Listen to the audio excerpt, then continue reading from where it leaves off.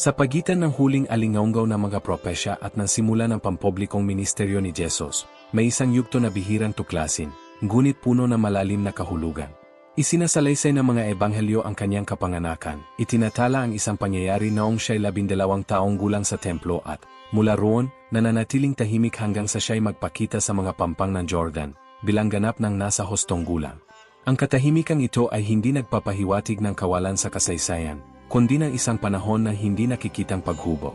Sa loob ng halos 30 taon, ang anak ng Diyos ay namuhay na malayo sa mga entablado at sa mga karamihan, walang mga himalang isinalaysay o mga talumpating naitala. Ang may likha ng sansinukob ay nakaranas ng karaniwang ritmo ng pag-iral ng tao. Sa Nazaret, isang maliit na nayon na nakalimutan sa pagitan ng mga burol ng Galilea, lumaki si Jesus tulad ng sinumang batang hadyo. Natutunan niyang tahakin ang makikitid na lansangan na may lupang pinatag, makinig sa mga salaysay ng Torah sa sinagoga at pagmasdan ang mga ikot ng mga panahon. Wala sa panlabas na anyo ang nagmumungkahing naroon ang ipinangakong Mesyas. Gayunman, bawat payak na araw ay may dalang walang hanggang bigat. Ang Diyos na nagpapanatili sa mga bituin ay nagpasyang matutong magsalita tulad ng isang bata, umasa sa kanyang mga magulang at anti-unting umunlad. Hindi niya nilaktawan ang mga yugto. Hindi niya minadali ang panahon. Buong-buo niyang isinabuhay ang proseso ng pagiging tao. Inihahayag ng panahong ito na ang Diyos ay nagtatatag muna ng paghubog bago ang pagpapakita. Bago magturo sa mga karamihan, hinubog si Jesus sa pagiging hindi kilala. Bago harapin ang mga pinunong panrelihiyon, natutunan niya ang pagpapasakop at disiplina. Ang mga taong nakatago ay hindi isang walang kabuluhang pagitan, kundi ang dinakikitang pundasyon na ministeryong kalauna ay magiging hayag. Ang katahimikan ang naghahanda sa tinig na magbabago sa mundo. Pinagsasama ng mga ebanghelyo ang halos 3 dekada ng buhay ni Jesus sa isang payak at malalim na pahayag. Siya'y lumalago sa karunungan, sa pangangatawan at sa biyaya sa harap ng Diyos at ng mga tao. Ipinahihiwatig ng pahayag na ito ang tuloy-tuloy na proseso, hindi ang biglaang pagbabago. Lubos na tinanggap ng walang hanggang anak ang kalagayang pantaw, na nakaranas ng tunay na paglago. Ang kanyang karunungan ay hindi lamang banal, ito'y umunlad din sa pamamagitan ng pang-araw-araw na karanasan. Siya'y nagmamasid, nakikinig, natututo. Bawat pag-usap sa sinagoga, bawat pagbasa ng kasulatan, bawat tanong na iniharap sa mga guro ng kautusan ay humubog sa kanyang isip bilang tao. Sa pisikal, siya'y nagiging ganap din, siya'y nagtrabaho gamit ang kanyang mga kamay, tumahak sa mga burol, nakaranas ng pagod sa maghapon at ng pahinga sa gabi. Ang kanyang tangkad ay lumago tulad ng sinumang kabataan. Walang mga sobrenatural na daang laktaw na nagligtas sa kanya mula sa pagsisikap. Nakilala na Mesyas ang rutina, ang pawis at ang disiplina. Ang katotohanan ito ay nagbibigay dangal sa karaniwang paglago ng tao.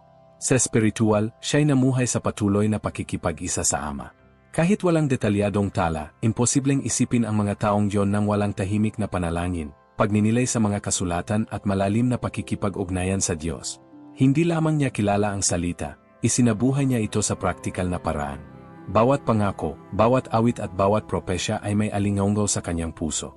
Sa harap ng mga tao, nakamit niya ang likas na paggalang. Hindi dahil sa mga kahangahangang pagpapamalas, kundi dahil sa karakter. Ang tahimik na integridad ay nagtayo ng matibay na reputasyon. Ang mga nakasama niya ay nakakita ng balans, kabutihan at katatagan. Walang pambihira sa mata ng mundo, ngunit lubos na pambihira sa harap ng langit. Ipinakikita ng mga taong nakatago na ang banal na layunin ay nahihinog sa paglipas ng panahon. Bago ang pampublikong pagpapakita, nagkaroon ng tuloy-tuloy na paghubog. Ang tagapagligtas ay inihanda bilang tao bago magpakita bilang guro. Ang Nazaret ay isang maliit na nayon, walang kahalagahang pampolitika o impluensyang panrelihiyon.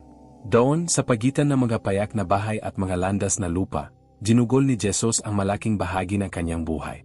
Ang anak ng Diyos ay lumaki sa karaniwang kapaligiran, na paliligiran ng mga manggagawa, magsasaka at mga artesano. Walang sa kanyang pang-araw-araw na buhay ang nagpapahiwatig. Sa panlabas, nadala niya ang misyon ng pagtubos sa sangkatauhan. Natutuhan niya ang hanapbuhay ni Diyos. Bilang karpintero, nasanay siya sa hilaw na kahoy, sa mabibigat na kasangkapan at sa matising paggawa upang gawing kapaki-pakinabang ang matigas na material. Ang bawat tabla na inaayos ay nangangailangan ng eksaktong sukat. Ang bawat estrukturang itinatayo ay humihingi ng tibay at patuloy na pag-iingat.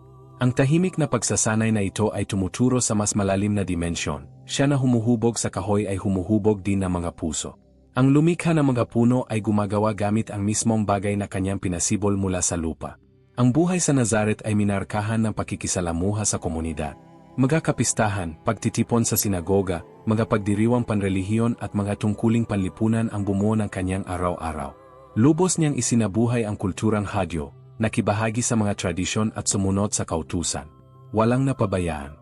Pinabanal niya ang karaniwang buhay sa pamamagitan lamang ng pamumuhay nito na may ganap na kahusayan. Kilala siya ng mga kapitbahay bilang anak nina Jose at Maria. Para sa kanila, siya isang masipag at magalang na binata. Ang pagiging pamilyar na ito ang magpapaliwanag sa kalaunang pagtataka nang simulan niya ang kanyang ministeryo. Hindi ba ito ang karpintero? Itatanong nila. Ang pambihira ay nasa harap nila sa buong panahon, nakatago sa kasimplehan. Ipinahahayag ng mga taong ito na pinahahalagahan ng Diyos ang mga tahimik na proseso. Bago magsalita sa mga karamihan, namuhay si Jesus kasama ang ilan. Bago magturo sa pamamagitan ng mga talinghaga, naranasan niya ang katahimikan ng rutina. Ang kawalang hanggan ay inihanda sa pagiging hindi kilala. Ang mga taong nakatago ni Jesus ay hindi walang laman, minarkahan sila na malalim na paglago. Binubod ng kasulatan ang panahong ito sa pagsasabing siya'y lumalago sa karunungan, sa pangangatawan at sa biyaya sa harap ng Diyos at ng mga tao. Ang payak na pahayag na ito ay may malawak na kahulugan. Ang paglago ni Kristo ay hindi lamang pisikal. Ito'y intelektual, espiritual at relasyonal. Sa karunungan, pinalalim niya ang kanyang pagkaunawa sa mga kasulatan. Ang batang nakipag-usap sa mga guro sa templo ay naging binatang nagbubulay sa kautusan araw at gabi. Bawat pangakong mesyaniko, bawat awit at bawat propesya ay bahagi ng kanyang buhay na kamalayan. Hindi lamang niya pinag-aralan ang salita, siya ang salita. Sa pangangatawan, siya'y umunlad tulad ng sinumang tao. Naranasan niya ang pagod, gutom, masipag na paggawa at disiplina. Ang kanyang katawan ay lumaki sa tunay na mundo, humaharap sa konkretong hamon. Ang pagkakatawang tao ay hindi simboliko, ito'y ganap. Sa biyaya sa harap ng mga tao, natutunan niyang makisalamuha, makinig, gumalang at maglingkod. Ang kanyang presensya ay naghahatid ng balans at katahimikan. Walang kayabangan sa kanyang pagkakakilanlan. Pinili ng hari ng sansinukob ang tahimik na paghinog bago gamitin ang pampublikong awtoridad. Ipinakikita ng mga taong ito na ang paghahanda ay nauna sa pagpapakita. Bago ang mga himala, nagkaroon ng paghinog. Bago ang mga karamihan, nagkaroon ng disiplina. Bago ang krus, nagkaroon ng pang-araw-araw na pagsunod. Ang katahimikan ay hindi kawalan ng layunin, ito'y pagtatayo ng pundasyon. Hinuhubog ng panahong nakatago ang karakter na magtataguyod sa misyon. Hindi niya pinangunahan ang plano ng Ama. Siya'y naghintay, lumago, naghanda. Ang espiritual na buhay ay nangangailangan din ng panahong ito na nakatago. Hindi lahat ng mahalaga ay nagaganap sa ilalim ng mga ilaw. Marami sa pinakamalalim na pagbabago ang nagaganap malayo sa paningin ng tao. Gayon ang nangyari kay Jesus. Malaking bahagi ng mga taong nakatago ni Jesus ay naganap sa kasimplehan ng karpinterya. Hindi niya ginugol ang panahong ito sa mga yungib o palasyo, kundi sa pagtatrabaho gamit ang kahoy, mga kasangkapan at tuloy-tuloy na pagsisikap. Siya na sa pamamagitan niya nilikha ang lahat ng bagay ay gumugol ng mga taon sa paghubog ng mga pintuan, biga, mesa at mga kagamitang pang-agrikultura. Ang malikha ng sansinukob ay natutong sumabay sa indayog na martilyo at sa bigat ng kahoy sa kanyang mga balika. Ang karpinterya ay hindi lamang isang hanap buhay, ito ay isang lugar ng paghubog. Doon ay nahubog ang kanyang pagtitiyaga, katumpakan at pananagutan. Ang bawat piraso ay kailangang magkasya ng ganap. Ang bawat estruktura ay nangangailangan na maingat na atensyon. Ang manual na paggawa ay nagturo ng tahimik na disiplina. Ang aspektong ito ay naghahayag ng isang malalim na katotohanan. Binibigyan ng Diyos na halaga ang karaniwan. Ang panahong inilaan ni Jesus sa paggawa ay hindi isang walang kabuluhang pagitan sa pagitan ng kabataan at ng ministeryo. Ito'y mahalagang bahagi ng plano. Naranasan niya ang pagod ng bawat araw, ang paulit-ulit na pagsisikap at ang kasyahan ng pagtatapos ng isang gawaing mahusay na naisagawa. Ang karanasan bilang isang artesano ay naglapit din sa kanya sa mga simpleng tao. Alam niya ang halaga ng tinapay na kinita sa pawis. Nang kalaunan ay magsalita siya tungkol sa magaang na pamatok, mga binhing inihahasik sa lupa, mga bahay na itinayo sa ibabaw ng bato at makikitid na pintuan. Magsasalita siya mula sa konkretong karanasan ng pang-araw-araw na buhay. Pinili ng walang hanggang Diyos na matutunan ang isang hanap buhay ng tao. Ibinibigay nito ang dignidad sa karaniwang trabaho. Walang gawaing walang halaga kapag ito'y ginagawa ng may layunin. Ipinakikita ng mga taon sa karpinterya na ang kabanalan ay hindi lamang pagmumuni, ito'y naipapakita sa pang-araw-araw na katapatan. Bago tumawag ng mga alagad, namuhay si Jesus bilang manggagawa. Bago makilala bilang guro, nakilala siya bilang anak ng karpintero. Habang sa panlabas ay namuhay si Jesus bilang isang karaniwang binata na Nazaret, sa loob ay minarkahan ang kanyang buhay na malalim na pakikipag-isa sa Ama. Ang mga taong nakatago ay hindi espiritual na walang laman. Ito'y mga taong mayabong na katahimikan. Bago masaksihan ang anumang himala, may panalangin. Bago siya sandan ng anumang karamihan, may dinakikitang lapit sa Diyos. Hindi detalyado ng kasulatan ang kanyang araw-araw na gawain, ngunit ipinahahayag na siya'y lumalago sa karunungan, sa pangangatawan at sa biyaya. Ang paglago na ito ay hindi lamang pisikal o intelektual, kundi espiritual din siya'y nagbubulay sa mga kasulatan, nakikibahagi sa buhay panrelihiyon ng komunidad at nililinang ang patuloy na pakikipag-ugnayan sa Diyos. Ang katahimikan ng Nazaret ang naging kapaligiran ng panloob na paghubog. Walang madla, walang pampublikong pagkilala, walang palakpakan, tanging matiyagang katapatan. Ipinakikita ng panahong ito na ang dinakikitang paghahanda ay kasing halaga ng nakikitang pagtawag. Madalas ay naghahanap tayo ng agarang resulta, ngunit gumugol si Jesus na halos 30 taon sa paghahanda bago ang 3 taon ng pampublikong ministeryo. Ang langit ay hindi kumikilos ayon sa pagmamadali. Ang karakter ay nahuhubog sa paghihintay. Itinuturo ng mga taong nakatago na ang lalim na espiritual ay hindi ipinanganganak sa exposition, kundi sa lihim na pakikipag-isa. Ang kapangyarihang kalaunay mahahayag sa pagpapagaling at autoridad ay inalagaan sa tahimik na lapit sa Ama. Sa Nazaret, malayo sa mga karamihan, natutunan ng anak na mamuhay sa ganap na pag-asa sa Ama. Hindi niya sinimulan ang kanyang ministeryo hanggang sa ang panahon ay ganap na matupad. Ipinahahayag nito ang isang makapangyarihang katotohanan, ang dinakikitang paglago ang sumusuporta sa nakikitang epekto. 30 taon na katahimikan ang nauna sa 3 taon na ministeryo. Hindi ito nagkataon. Ito'y layunin. Ang panahon ng paghihintay ay bahagi ng plano. Hindi niya pinangunahan ang kanyang pagtawag.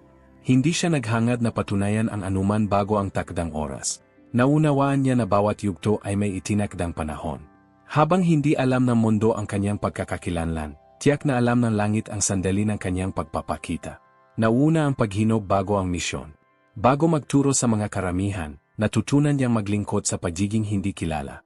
Bago gumawa ng mga pampublikong himala, isinabuhay niya ang pribadong katapatan. Itinuturo ng katahimikan ng mga taong nakatago na ang Diyos ay kumikilos sa hindi nakikita. May mga pangakong unti-unting nahihinog. May mga pagtawag na nangangailangan na malalim na paghahanda. Ang pagmamadali ay maaring makasira sa dapat maging matatag.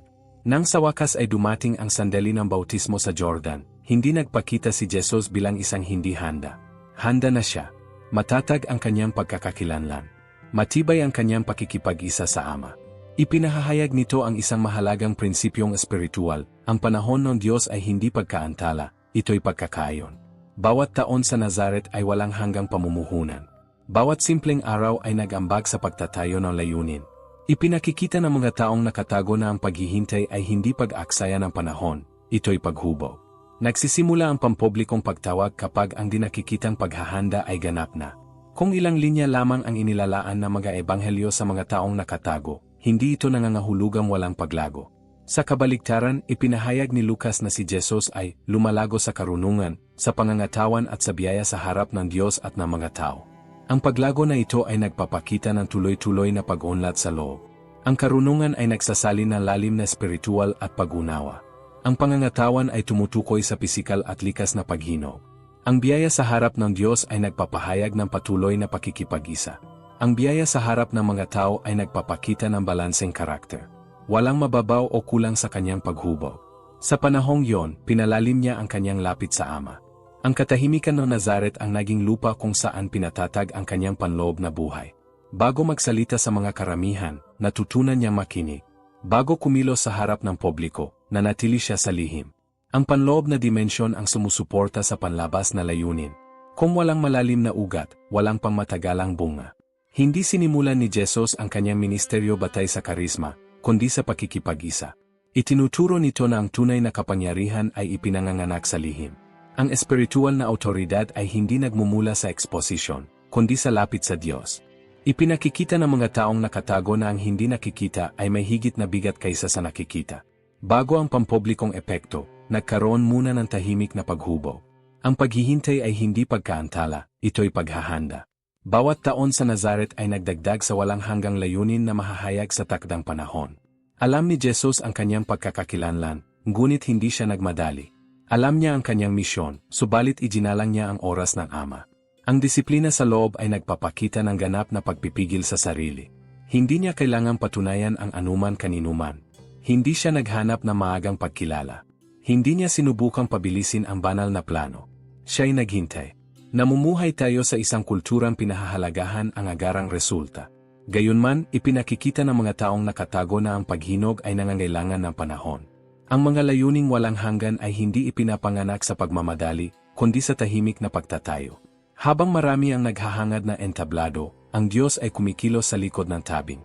Habang marami ang naghahanap ng pagiging nakikita, ang Diyos ay humuhubog ng karakter. Itinuturo ni Jesus na ang pagsunod sa panahon ng Diyos ay kasing halaga ng pagtupad sa kalooban ng Diyos. Ang pagtawag ay hindi nananatili ng walang paghinog. Ang Nazaret ang naging paaralan ng paghihintay. At ang paghihintay ang humubog sa manunubos. Sa loob ng halos 3 dekada, nanatiling tahimik ang langit tungkol sa pampublikong pagkakakilanlan ni Jesus. Walang karamihan, walang naitalang himala, walang hayagang pagpapahayag. Tanging rutina. Tanging patuloy na katapatan. Ngunit ang katahimikan ay hindi kailanman nangangahulugang kawalan. Tulad ng pagitan sa mga propeta at sa kapanganakan na Mesyas, ang katahimikan ng mga taong nakatago ay puspos ng layunin. Si Jesus ay lumalago. Lumalakas ang kanyang katawan. Nahihinog ang kanyang isipan. Lumalalim ang kanyang pakikipag-isa sa Ama. Ang tila hindi nakikita sa mata ng tao ay inihahanda sa lihim. Hindi sinasayang ng Diyos ang mga proseso. Bawat tahimik na panalangin, bawat karaniwang araw, bawat paulit-ulit na gawain ay bahagi ng paghubog sa kanya na magdadala ng bigat ng pagtubos. Ang pampublikong ministeryo ay tatagal ng humigit kumulang 3 taon. Gayunman, ang mga taon ng paghahanda ay mas mahaba.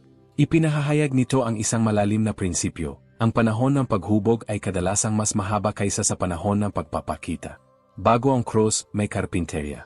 Bago ang mga sermon, may katahimikan. Bago ang mga karamihan, may pagiging hindi kilala.